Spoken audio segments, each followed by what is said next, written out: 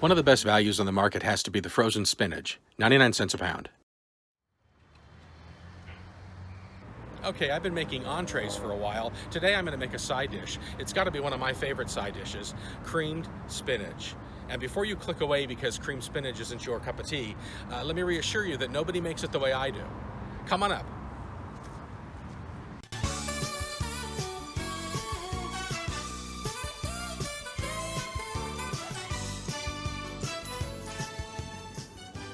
I'm using 3 bags of frozen spinach, a small red onion, 3 strips of thick bacon, mascarpone cheese, seasoned salt, nutmeg, garlic, and heavy whipping cream.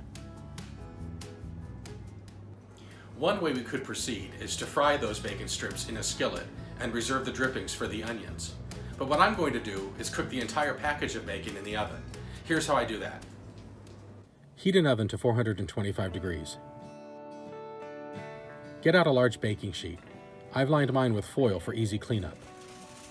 Cut off another piece of foil, this one 1.5 times the length of the baking sheet.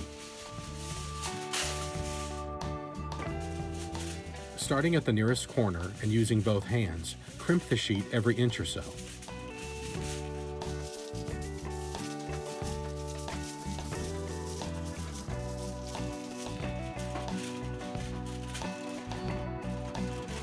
This rippled foil acts like a grill or a rack, with the immense benefit that it can be thrown away afterward.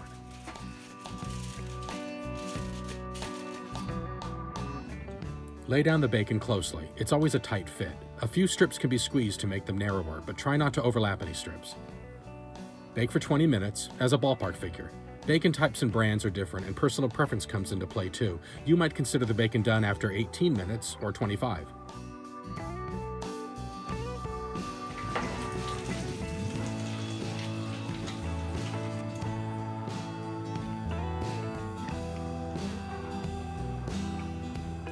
Drain on another baking sheet lined with paper towels.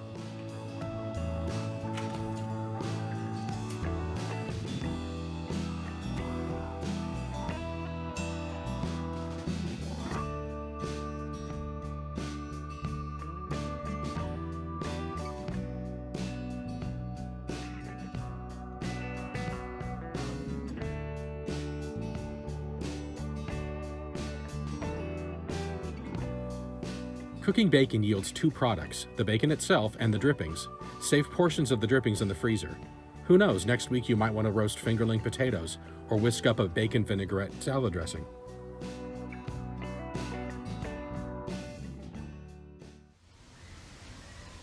Empty the frozen spinach into the biggest microwave-safe bowl you have. My bowl is too small for all 3 bags of spinach, so I'll work in batches.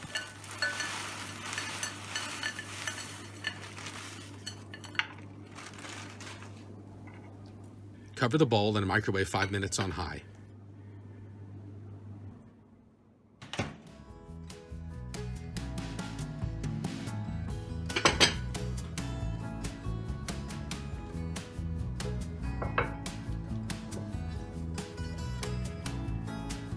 It's still a little icy. 2 more minutes.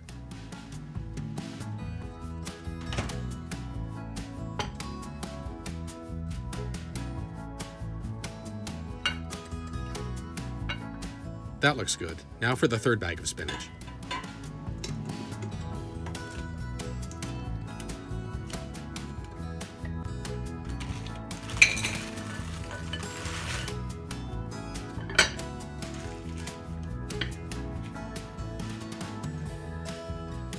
With the spinach cool enough to handle, squeeze handfuls of it over the sink. There's a lot of excess water.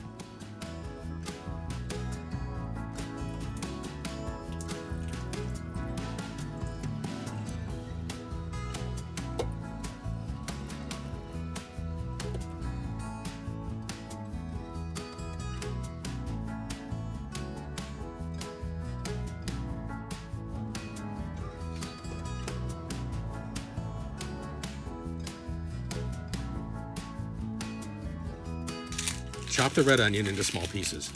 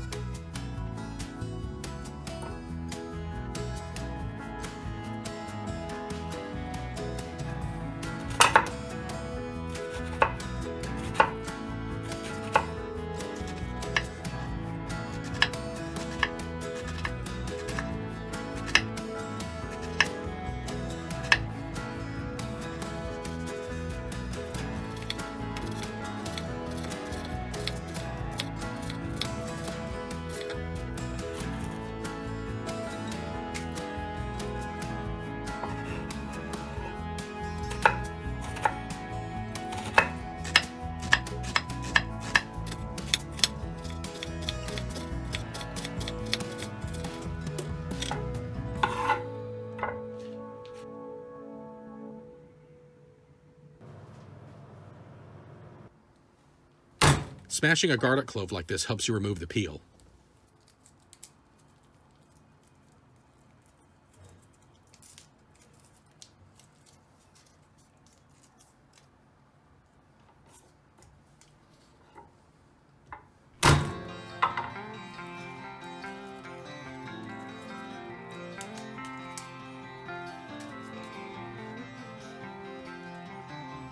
I'm glad I held on to my garlic press. You don't see them too much nowadays because the trend is to use a grater. But if you've ever tried to grate a piece of garlic with one of these, you're gonna end up like me with bloody fingertips.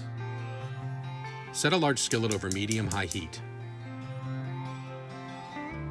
Here are the bacon drippings I saved earlier when I baked off that rasher. I have about 1.5 tablespoons, 2 tablespoons, and I'm gonna use this for the onions.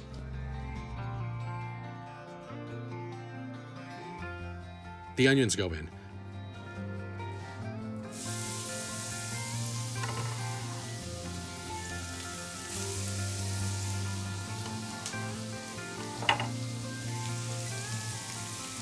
Sprinkle with seasoned salt and saute about 4 minutes.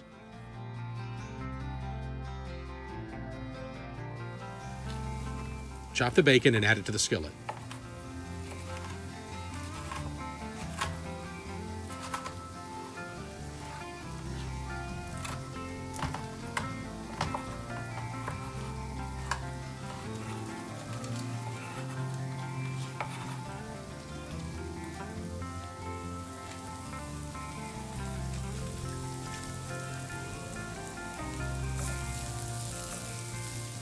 Now for the garlic.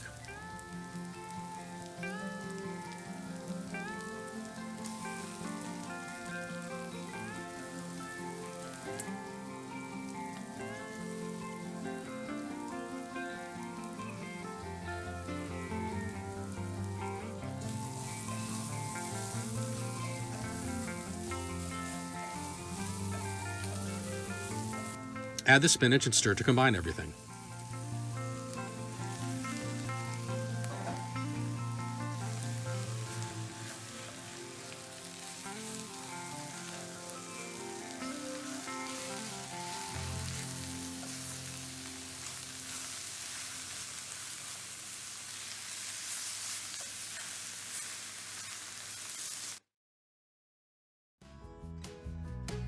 Go around with the seasoned salt again, then a light dusting of nutmeg.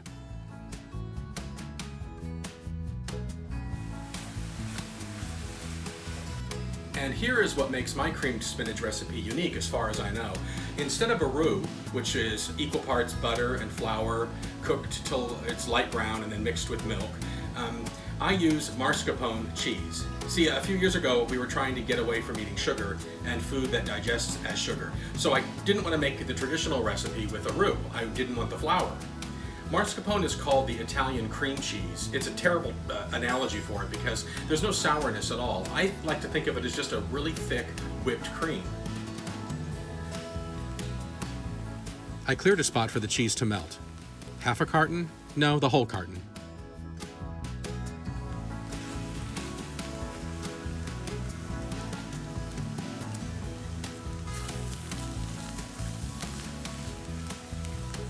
If the dish looks tight, drizzle in some cream.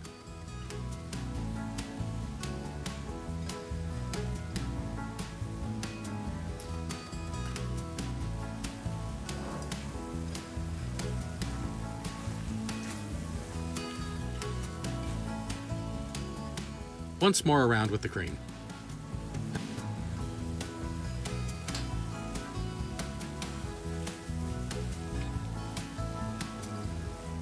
And there it is, my Italian creamed spinach. You won't rue the day you make it.